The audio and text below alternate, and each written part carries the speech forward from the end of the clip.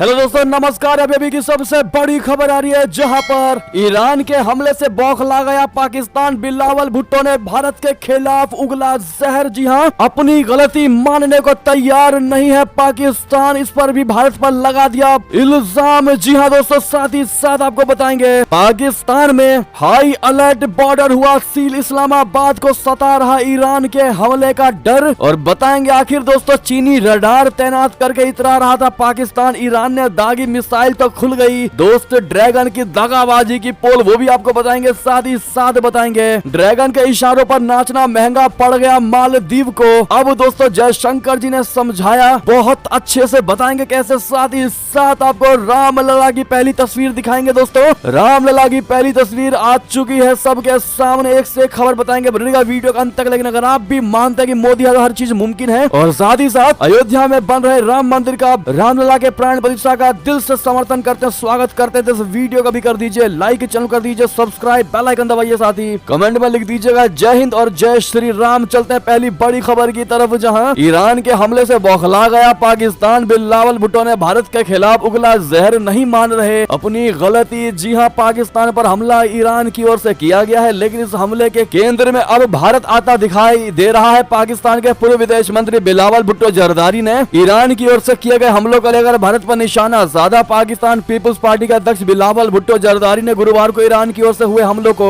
हवाई क्षेत्र का उल्लंघन बताया। पाकिस्तान की ओर से किए गए पलटवार का उन्होंने समर्थन किया और कहा कि प्रतिक्रिया हमारा अधिकार है। ईरान ने मंगलवार को पाकिस्तान के बलूचिस्तान में मिसाइल और ड्रोन हमले किए। ईरान का कहना है कि उसने ये हमला आतंकी संगठन जैश अल अदल के ठिकानों का निशाना बनाकर किया था। पाकिस्तान हमले से इतना नाराज हुआ कि उसने ईरान के राजदूत को निकाल दिया और अपने राजदूत को वापस बुला लिया। इसके बाद पाकिस्तान की ओर से ईरान में मिसाइल हमला किया गया। पाकिस्तान का कहना है कि उसने भी आतंकियों का निशाना बनाया है। बिलावल भुट्टो ने कहा कि पाकिस्तान पर इस तरह का हमला एक ट्रेंड बन गया है। अब ऐसे में दोस्तों आपको बताते हैं भारत पर क्या बोले बिलावल भुट्टो। बिलावल भुट्टो ने कहा कि हमारे रीजन यानी दक्षिणी एशिया में एक ट्रेंड शुरू हुआ है और इसकी हमें आलोचना करनी चाहिए। उन्होंने कहा कि घरेलू प्रेशर को कम करने और जनता को खुश करने के लिए एक इंटरनेशनल विवाद किया जाता है। भारत में जब चुनाव चल रहे थे तब उन्होंने भी कुछ ऐसा ही किया था, हमने तब भी सख्त जवाब दिया था। आजकल ईरान के अंदर भी काफी प्रेशर है। हालांकि बिलावल भुट्टो अपने बयानों में इस बात का जिक्र करना भूल गए कि रीजन में उनका ही देश है जो लगातार आतंक फैलाता है, जिससे ईरान भारत के साथ साथ खुद उनका भी देश परेशान है। ऐसे में बिलावल भुट्टो ने आगे कहा कि किसी को भी ये नहीं सोचना चाहिए कि वो पाकिस्तान पर हमला कर सकता है या उसकी संप्रभुता या उल्लंघन कर सकता है। मुझे लगता है कि पाकिस्तान की ओर से ईरान में आतंकी समूहों को निशाना बनाने पर हमारी प्रतिक्रिया न केवल अनुपातिक थी बल्कि अंतर्राष्ट्रीय कानून के तहत आत्मरक्षा के अधिकार के रूप में हमारा अधिकार था। बिलावल भुट्टो ने चिंता व्यक्त करते हुए कहा कि इस मुद्दे का क्षेत्रीय संघर्ष में बदलना एक खतरनाक विचार है। अब ऐसे में दोस्तों ईरान ने पाकिस्तान पर हमला किया, लेकिन भड़क रहा है बिलावल भुट्टो भारत पर। यानी कि पाकिस्तान में कोई भी हलचल होती है दोस्तों तो वो भारत पर ही इल्जाम लगाते हैं, जो कि भारत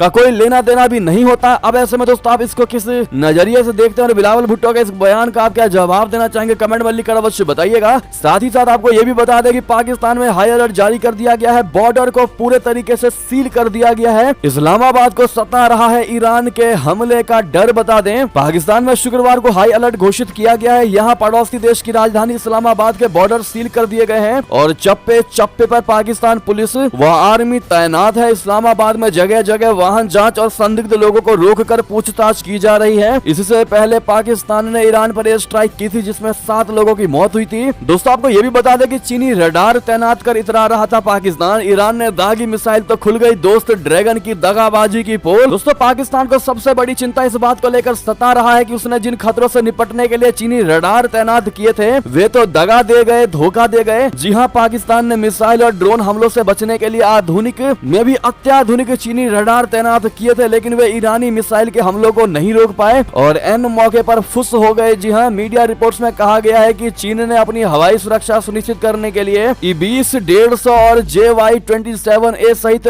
विभिन्न चीनी निगरानी रडार और डिफेंस सिस्टम तैनात किए थे, लेकिन वे ईरानी हमलों को रोक पाने में नाकाम रहे। इस बात से पाकिस्तान काफी नाराज है और अपने पुरानी और भरोसेमंद दोस्त चीन की दगाबाजी से परेशान है। पाकिस्तान इस बात से भी परेशान हो चला है कि ईरान ने उस पर हमला किया, लेकिन चीन संयम बरतने की अपील कर रहा है। और दोस्तों आलम यह है कि पाकिस्तान चीन से कुछ कह भी नहीं सकता कि तुमने खराब हवाई सुरक्षा प्रोवाइड करवाया है हमें। यानी कि चारों तरफ से अगर कोई बुरी तरह से फंसा है तो वो है पाकिस्तान। जी हाँ दोस्तों, इतना ही नहीं, आपको ये भी बता दें कि अमेरिका के दम पर ईरान से भिड़ा था पाकिस्तान ने जो रिटेलिएट करा था ईरान के हमले के बाद, वो पाकिस्तान ने अमेरिका के दम पर किया था। बाइडेन सरकार ने लेकिन साध ली है चुप्पी, पाकिस्तान वहां भी मारा दिखाई दे रहा है। जी हाँ दोस्तों, पाकिस्तान ने गुरुवार को ईरान के खिलाफ जवाबी कार्रवाई की थी। पाकिस्तान ने ईरान, सिस्तान, बलूचिस्तान प्रांत में आतंकी ठिकानों पर ड्रोन और मिसाइलों से सैन्य हमले किए, जिसमें 9 लोग मारे गए। ऐसा माना जा रहा है कि पाकिस्तान ने हमलों के पहले अमेरिका के साथ सलाह मशविरा किया था, क्योंकि पाकिस्तान को पता है कि अमेरिका और ईरान के बीच 36 का आंकड़ा है, और अगर कोई इस मुद्दे पर पाकिस्तान की मदद कर सकता है तो वो है खाली अमेरिका। इसीलिए दोस्तों,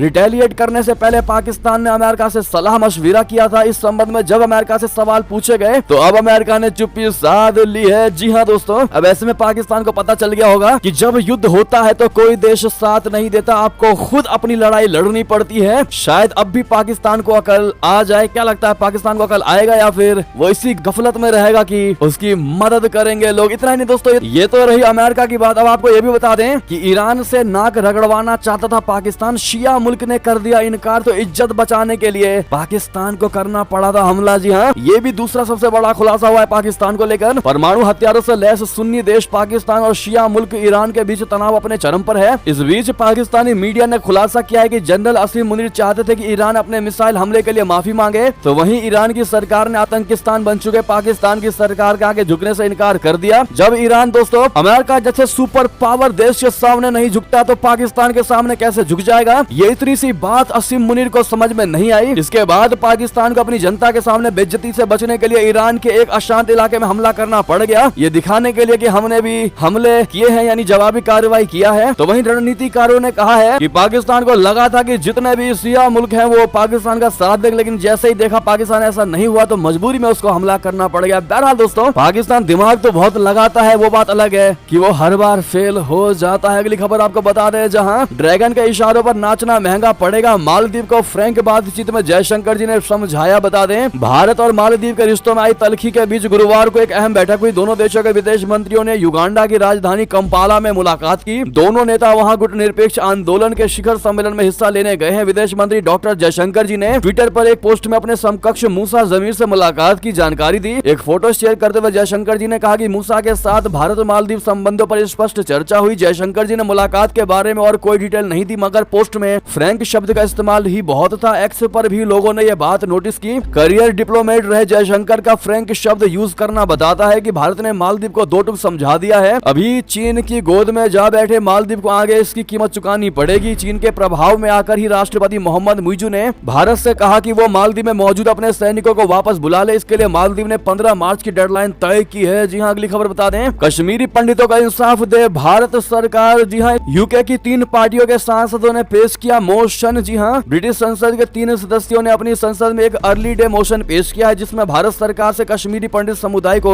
बहुप्रतीक्षित न्याय देने की मांग की गई है, जबकि यूके सरकार से इस नरसंहार के पीड़ितों के लिए प्रतिबद्धता बढ़ाने का आग्रह किया गया है। ये प्रस्ताव 19 जनवरी को पेश किया गया है, जिसे कश्मीरी पंडितों द्वारा 1990 में पाकिस्तान प्रायोजित आतंकवादियों की धमकी और हत्याओं की वजह से कश्मीर घाटी से अपनी कश्मीरी पंडितों के हुए नरसंहार को चिन्हित करने के लिए पलायन दिवस के रूप में मनाया जाता है। यूके की संसद की वेबसाइट पर उपलब्ध अर्ली डे मोशन के मुताबिक 3 पार्टियों के सांसदों ने इस मोशन को पेश किया है, जिसमें सत्ताधारी कंजर्वेटिव और विपक्षी लेबर पार्टी के सांसद भी शामिल हैं। ब्रिटेन की कंजर्वेटिव पार्टी के सांसद Bob Blackman, Democratic Unionist party के नेता जिम शैनन और लेबर पार्टी के नेता वीरेंद्र शर्मा ने भारत में जम्मू कश्मीर के कश्मीरी पंडितों के नरसंहार की 34वीं बरसी के मौके पर मोशन को पेश किया है। इसमें लिखा गया है कि यह सदन जनवरी 1990 में सीमा पार इस्लामी आतंकवादी और उनके समर्थकों द्वारा जम्मू कश्मीर की निर्दोष आबादी पर कोऑर्डिनेट हमलों की 34वीं बरसी को गहरे दुख और निराशा के साथ मनाता है, और उन सभी लोगों के परिवार और मित्र जो इस सुनियोजित नरसंहार में मारे गए, जिनके साथ बलात्कार हुआ, जो घायल हुए और जो विस्थापित हुए, उनके साथ अपनी संवेदना जताता है। अगली खबर की बात करें, जहां पर पाकिस्तान के ग्वादर पोर्ट को बर्बाद करने पर तुला ईरान, भारत के साथ चाबहार पर फाइनल समझौते का ऐलान। जी हां, पाकिस्तान के साथ तनाव के बीच इकोनॉमिक टाइम्स की एक रिपोर्ट में कहा गया है कि भारत और ईरान भारत की पहली विदेशी बंदरगाह परियोजना चाबहार पोर्ट पर अंतिम समझौता पर पहुंच चुके हैं। इस ईरानी बंदरगाह का निर्माण दोनों देशों के बीच लंबे समय से बातचीत का अहम मुद्दा रहा है, और ये तब चर्चा में आया था जब प्रधानमंत्री नरेंद्र मोदी जी 2017 में तेहरान की यात्रा में गए थे। चाबहार पोर्ट वो मुद्दा है जिसको लेकर पाकिस्तान हमेशा से परेशान रहा है, और जब दोनों देशों के बीच चाबहार पोर्ट को लेकर पहली बार बातचीत शुरू हुई थी, उसके बाद से ही पाकिस्तान ने हमेशा ईरान के सामने भारत के साथ चाबहार पोर्ट को लेकर समझौता करने पर आपत्ति जताई है। अगली खबर की बात करें, जहां पर मोहक मुस्कान,